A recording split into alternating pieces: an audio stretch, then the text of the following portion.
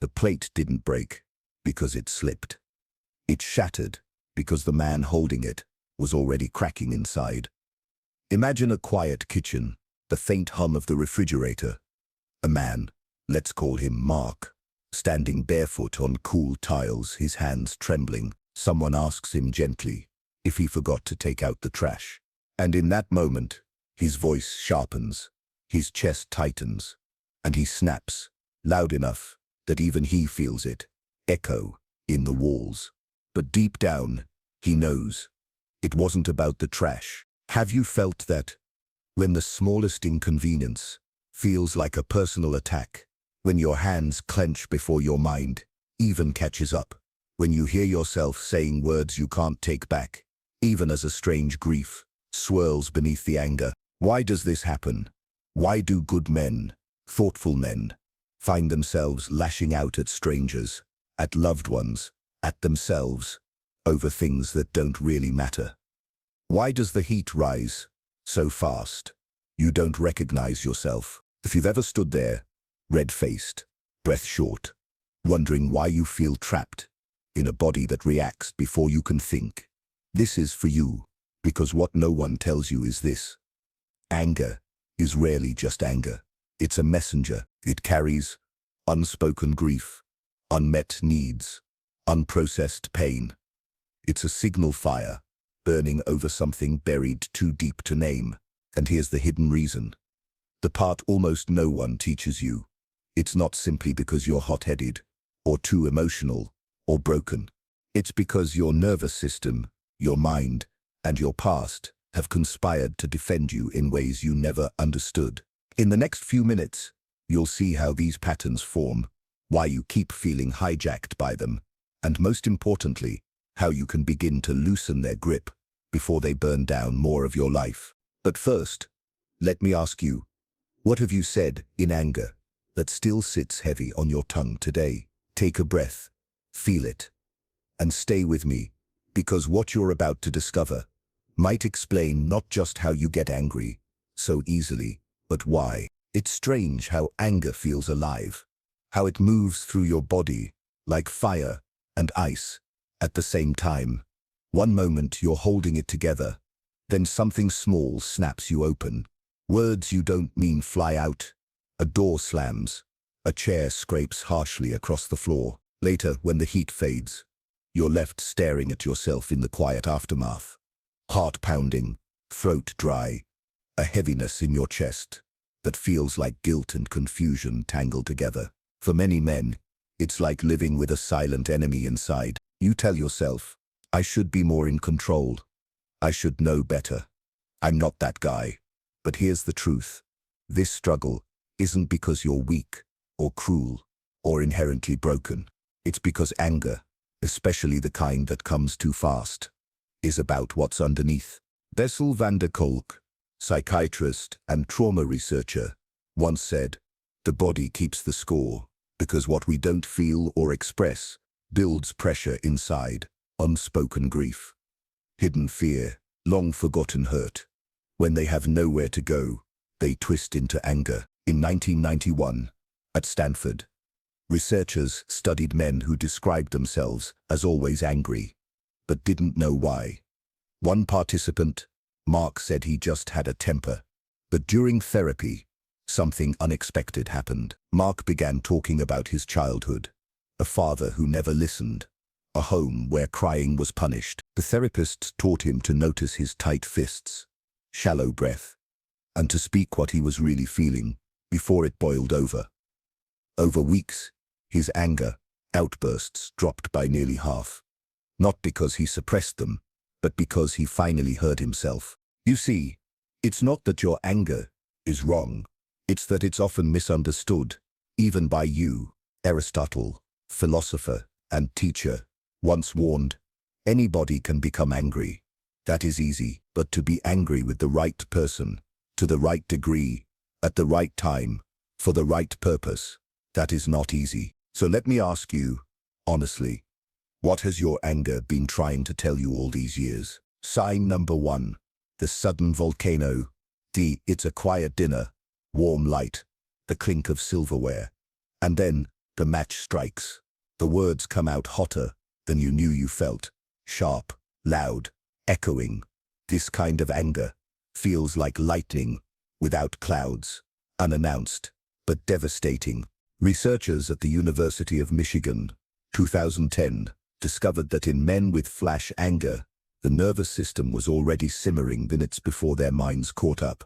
Their bodies braced, fists tight, breath shallow, while their lips still smiled. One man, in the study, admitted, "It's like a stranger grabs the wheel before I notice I've let go."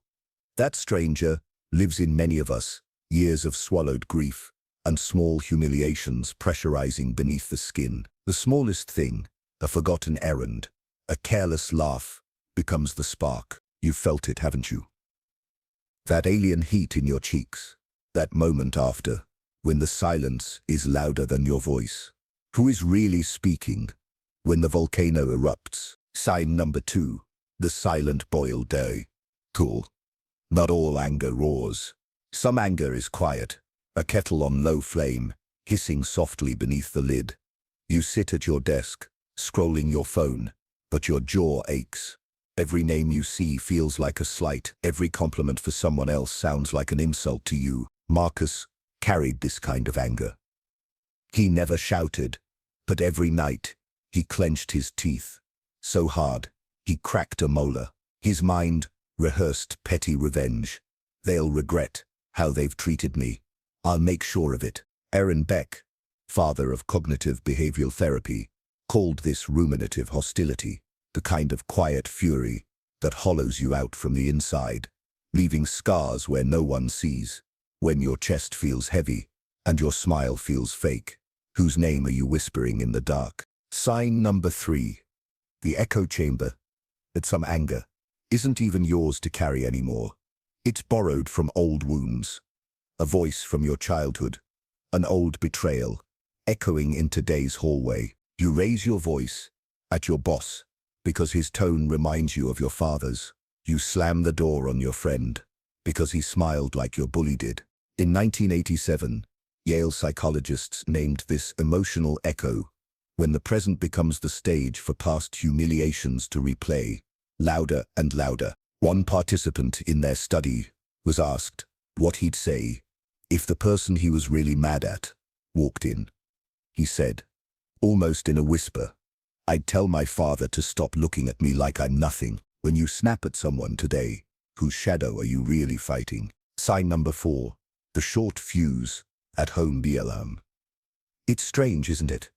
How you can hold it together all day, polite to strangers, controlled with colleagues, and then lose it over crumbs on the counter when you walk through your own door. At home, the armor slips, the walls you've built all day collapse, and the people you love most end up standing in the blast zone. A man worked at a bank, calm and composed. But at home, the smallest thing, his son's shoes in the hallway, made his voice crack like a whip. John Bowlby, architect of attachment theory, explained this beautifully. When we've learned early that love can hurt, the nervous system stays on guard, even in safe places. Love feels dangerous, so when someone gets too close, anger steps in to push them back. Have you seen it? The hurt in their eyes as you raise your voice. What would it mean to let yourself feel safe without fire? Sign 5, the body keeps score. Even when your mouth stays shut, your body remembers. The tightness in your neck, the headaches you wake with, the fists that clench in your sleep. Tyler never shouted. He prided himself on being in control, but his chest ached, his stomach churned, his nights were restless. Bessel van der Kolk, in The Body Keeps the Score, found that anger stored in the body raises stress hormones, hardens arteries, and weakens immunity. It's like walking around with a storm in your bones, thunder you've refused to let out. What has your body been trying to say through every ache and sleepless night? Sign number 6, the emotional hangover.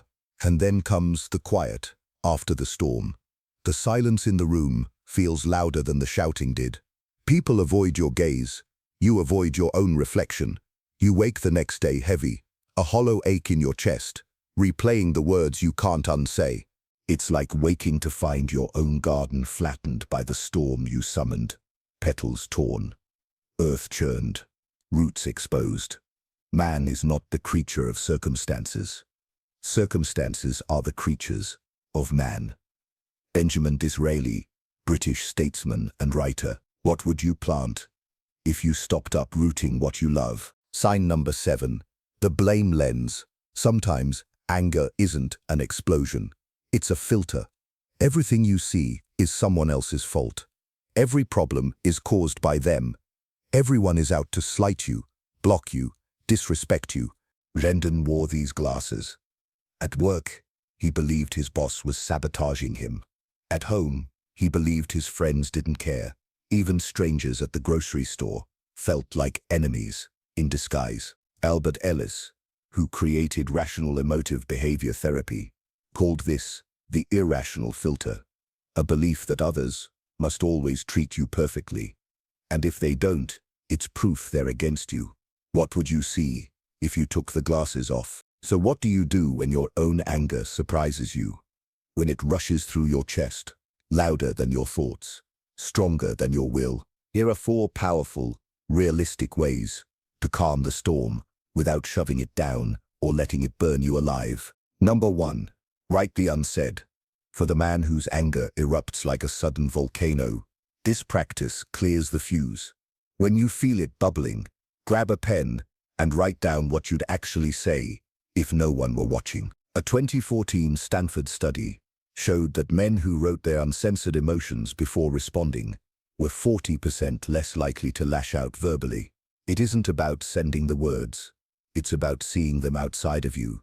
To few. Write what your anger wants to say, then ask, is this what I want to leave behind? Number 2.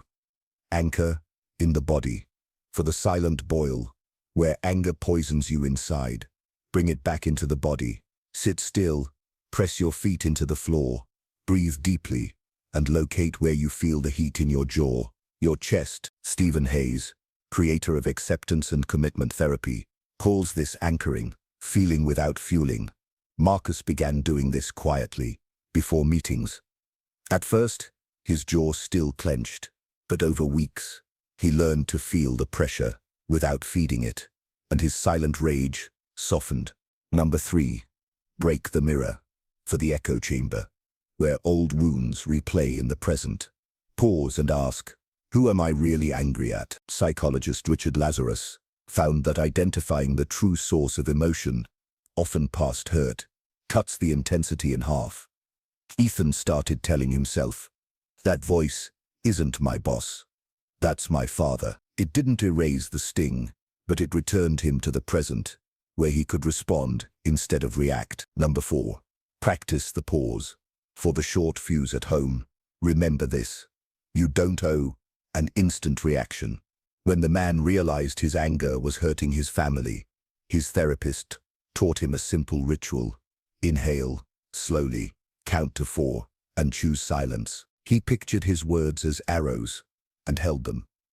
It was clumsy at first, but over time, his son stopped flinching when he entered the room. Number 5.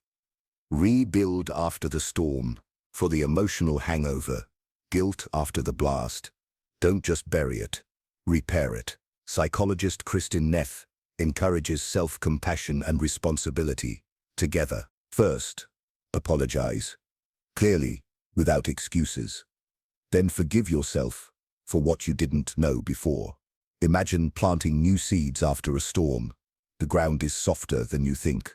As Rollo May once said, we become fully human, not by eliminating our anger, but by learning to meet it with courage and care. You are not your outburst, but you are your next choice. You've seen what anger can look like when it runs ahead of you. You've walked through it with me, the sudden volcano, lighting up rooms before you can stop it.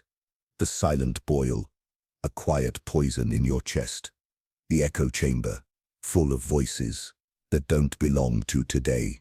The short fuse at home, burning bridges where you feel safest. The body that keeps score, aching and restless.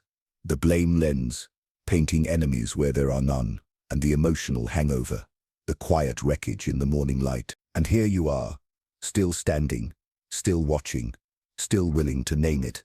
That takes more strength than you know. If even one of these signs felt uncomfortably familiar, that's not a failure. That's the first flicker of awareness. And awareness is the beginning of change. So let me invite you to do something brave. In the comments below, without overthinking, write the one word you wish someone had said to you, instead of shouting. Not for them, for you. You can even leave it anonymously. But leave it. Let the room hear it. And if you think this was everything, it isn't. Because what we're talking about next is even darker. Even quieter, something so ordinary, it hides in plain sight. And yet it's been stealing your power every time you say yes, when you wanted to scream no. You'll see soon enough.